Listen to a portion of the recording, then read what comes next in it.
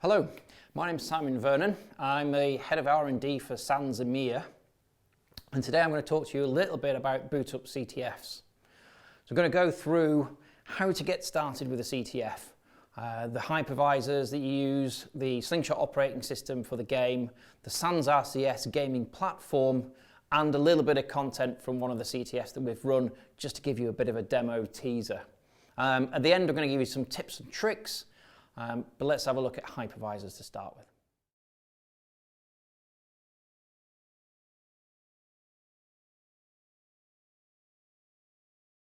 Okay, let's talk about hypervisors. There are a few different ones, but we generally recommend using VMware.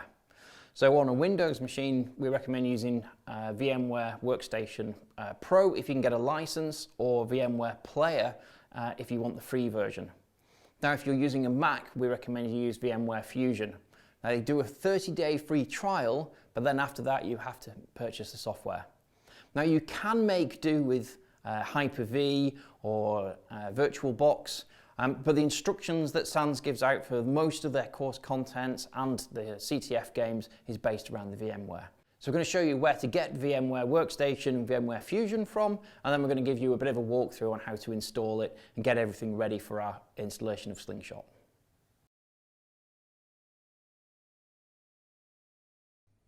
Okay, so the first thing we need to do is get a VMware hypervisor. We can do that just by searching for VMware Player in Google, which will show you the link for the VMware Workstation Player. From here you can download the free version, which shouldn't ask you to register, just by following the links as shown on the screen. Now obviously these links do change occasionally, but for the most part the version you want will be 16.1. Make sure you pick for the Windows operating system if that's your preference choice, and then wait for the download to finish. They don't normally take very long. In the meantime, we'll just have to make sure that your machine is set up ready to use a hypervisor. So you have to confirm that the virtualization is turned on in your BIOS, and you can check that by going to the task manager and making sure that virtualization is enabled on the CPU tab. If this isn't enabled, you have to go to turn your machine off, go to the BIOS and turn on Intel VT and Intel VTX in order to make this work. Once you've got the install the files, you can then run the installer and that will install the software. You may be required to reboot before you complete the install, in which case just follow the on-screen instructions. So the first option during the setup is whether or not you want to install the workstation tools into the path and install the keyboard driver. We do generally recommend to install the keyboard driver. I'm not doing it here because I already have a pre-customized version on this machine. This will now install VMware Workstation and will probably ask you for a reboot at the end of the installation process.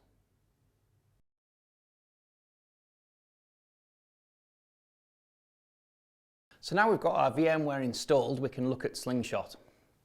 Slingshot is the SANS operating system for offensive pen testing. Now there are a mixed set of tools in here, so there's some offensive tools, there's some defensive tools and some forensic analysis tools, but it's primarily focused towards the offensive side. It makes it a great all-round tool for our CTFs.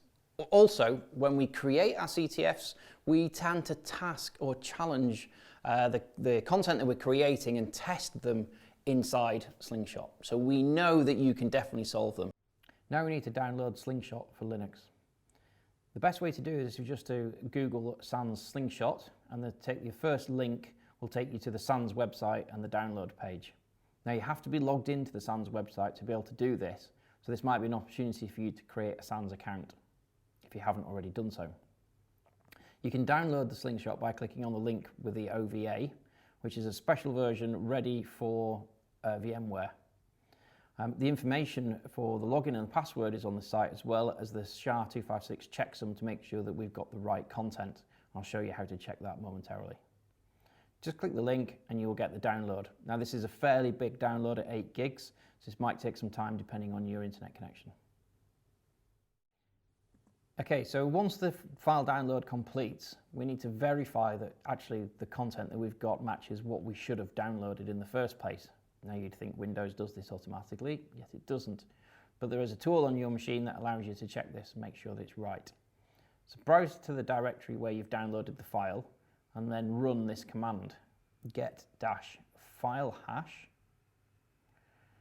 hash-algorithm, and then SHA-256, which is what was presented to us on the website, and then the path to the file. Now you can double tap this as you're writing it, it will auto fill in for you, and then press enter. Now this will take a couple of minutes to compute depending on the speed of your machine, but we'll come back and should match the number that you see on the website.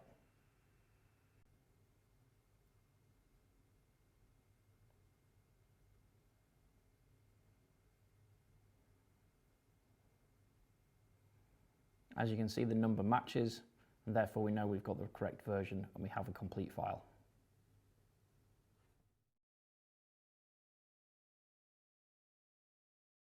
Now we have our download and we've checked the SHA hash, we can now import Slingshot into VMware Workstation.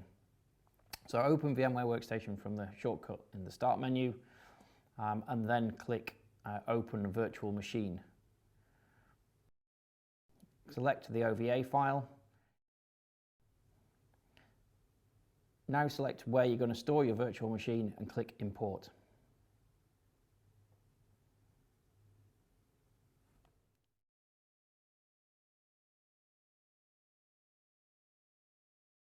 So now the import's complete, we're almost ready to hit start on this virtual machine.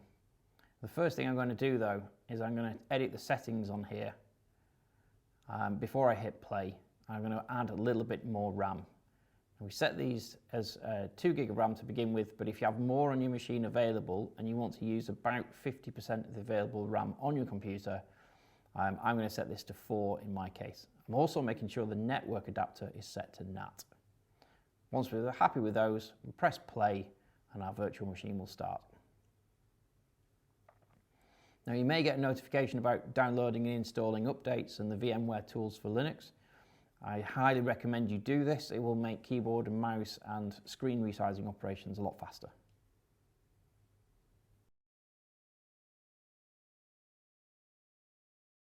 And now our Slingshot machine is running.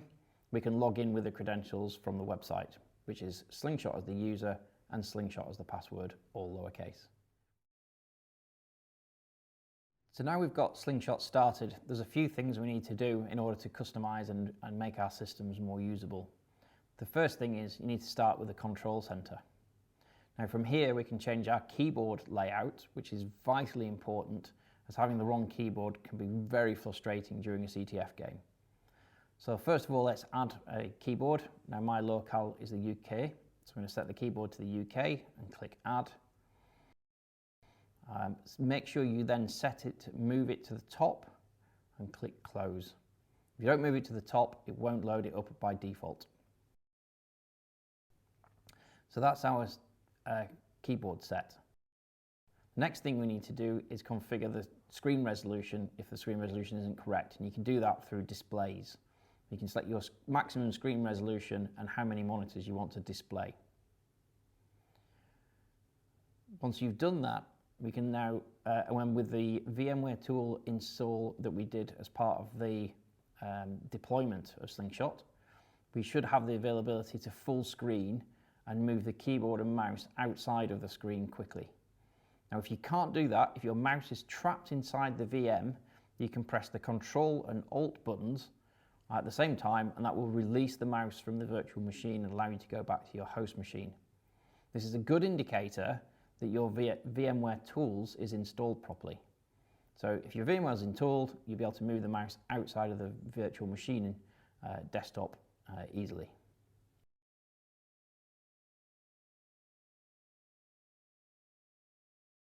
The next thing we need to do is make sure that you can connect to the internet. Now if your host machine has already an internet connection, it should be sharing it with the Slingshot virtual machine, and we can check that by running the following commands. First of all, try ping google.co.uk. As you can see, I've got a response back. We know this is fine. We can press Ctrl+C to stop that command from running. If you want to check and make sure that your IP addresses are correct, if you type the command ifconfig, all in one word, you should see ETH0 has a 192.168, and it may not be identical to this, but if it has that address prefix, the 192.168, you should be fine and connected to the internet. There is another Ethernet adapter called Docker 0, which you will use if you start using Docker at any point in the future. If your ETH0 doesn't have an IP address that starts 192.168, if you run the following command, not forgetting the sudo, the command is dhc client space -v space ETH0. You should now be able to run ifconfig again, and you should have an address. Again, you can try and ping Google to confirm that you're connected, or just open a browser and browse to one of the websites.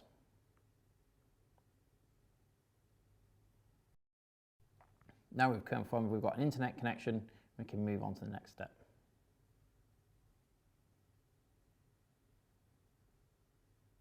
So in order to make sure we've got everything up to date, we've got to run a command sudo apt update. And this will update the Slingshot VM with all of the latest releases and binaries.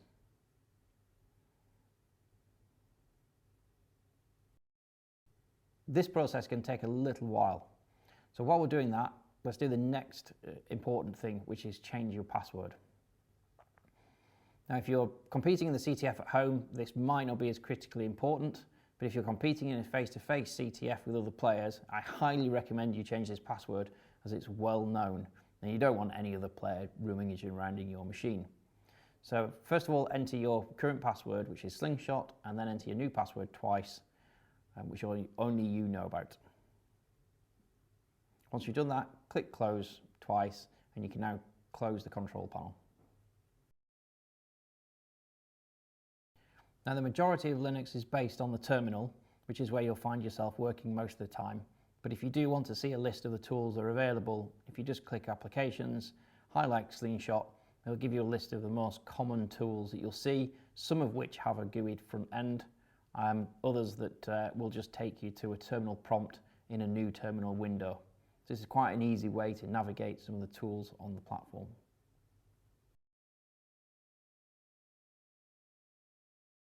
So we've got our system set up, we've got all of our tools ready, we know what we're to expect as part of the game. Let's have a look at the actual game platform itself, the SANS RCS system. This is where we find our challenges, score our flags, and get the points. So now we've got our Slingshot machine set up and ready to go, we can access the SANS RCS game control, and we can have a look at the game. So if you type the URL www.tomahawk.com, and then you have to sign up in order to be able to play the games. Now, I've already signed up and I have an account, so I'm going to skip this step, but it's fairly easy. You put in a real name, email address, and a password, and it will send you an email confirmation. Once you've got that confirmation, you've activated your account, you can then log in with your details. Now, once you've logged in, the page you'll be presented with is Join a Game. Now, normally you will be provided with an event code. Occasionally you could be provided with a link in a URL or an actual event code as part of an email, depending on the campaign or event that you're participating in. Once you've got your event code, you paste it in here, click Join Event, and you'll be taken to the terms and conditions for that event. And make sure you understand the instructions, read them thoroughly before continuing. If you're happy with the terms and conditions, you've got your virtual machine set up, click Join Event. Now, if the game is already running, you'll be presented with challenges. If not, you'll be taken to a holding page. And from here, you can see the leaderboard and anybody else who's playing, plus you can go back to the code of conduct or any other information related to the game. Once you're inside the game, these are the challenges. If you click on one of the challenges, you'll be presented with a question. Sometimes they'll contain a URL, other times they'll contain a download link. If you press the download link, it will just download you the file that you need for that particular challenge. In this instance, I'm going to click on the link and open a new tab, and it's going to take me to another domain associated with the challenge and the web service. So let's have a look at this challenge. We've been given a URL on a web page, and it's got a box, and if we type ls in the box, it doesn't seem to give us anything. Yet if we give it a dev/null, and then ampersand it, it gives us a function, or it gives us a list of files and actually executes the command. It doesn't give us any data, but if we add a -al to show everything, all files, we can see that there is another file in there called flag.txt. I think that's what we might be looking for. Now, perhaps we can run a command that will show us the contents of that flag.txt file. So we could use less, for example. So if we type less and then the file name, which is .flag.txt, because it's a hidden file, and click submit. Yeah, it's not giving us anything. I wonder if we can try something else. How about cat? Yay, that looks like the flag we're looking for. Excellent. So we'll copy that out and we'll paste that flag back into the try flag box. We'll see if that works. And success. We've scored some points. We've also earned some badges. This is just a short demo of what to expect as part of the CTF. The SANS RCS system contains records of your profile and the badges that you've earned during CTF challenges. You can always go back through SANS RCS to see the previous games that you've played and see the scores and see how you've improved over the period of time. Now, different badges are assigned for different challenges. When you first start and you score your first flag, you'll earn a badge that says, congratulations, you've scored your first flag. And these badges will increase over time, and you can share and compare between your colleagues and your friends. So once the CTF's finished, the game will close, and you will be directed to this page whenever you then view the event. So this is your scorecard from the event itself.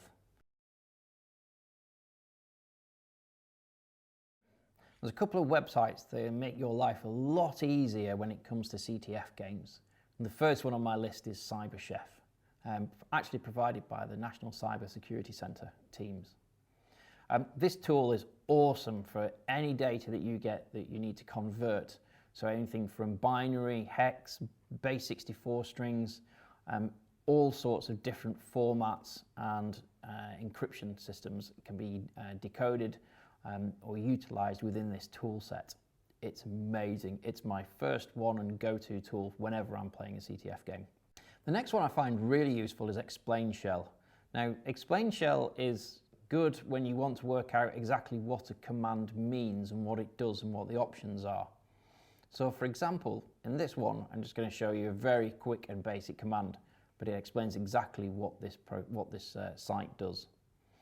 So just going to give it the command ls, just to show the contents of a directory, -al to show the contents of all of the directory and list them rather than spread them across the screen. And I'm going to pipe that command into grep, because grep's a very helpful tool for us to use. Once I've done that, just click explain. And this website will then show you in a breakdown how each of those commands works, what it's doing, and what the options are for it. Now, this doesn't tell you what commands to use, but it does give you a very good explanation of exactly what that command is for. So the next one we'll look at is hashes.com. So if you get a hash from any of the challenges, this is where you want to drop it. This will not only identify what the hash is, but also stands a fairly good chance of cracking it. If you get a hash in a CTF, normally it's been designed to be cracked by one or two of these sites. There are others, you feel free to discover them, but these two are the two that I've used previously and had a lot of success with. And then the last one, but not the least, is the SANS cheat sheet website. Now this is an awesome library of cheat sheets for a lot of tools that you're going to need. So some of the best ones are Netcat, Pivot cheat sheet, Scapy and Nmap, and these are really critical and vital and hold some awesome information about how to use it. There's also some Linux CLI in here as well, so if you're having problems with bash or commands, this is the go-to place to find them.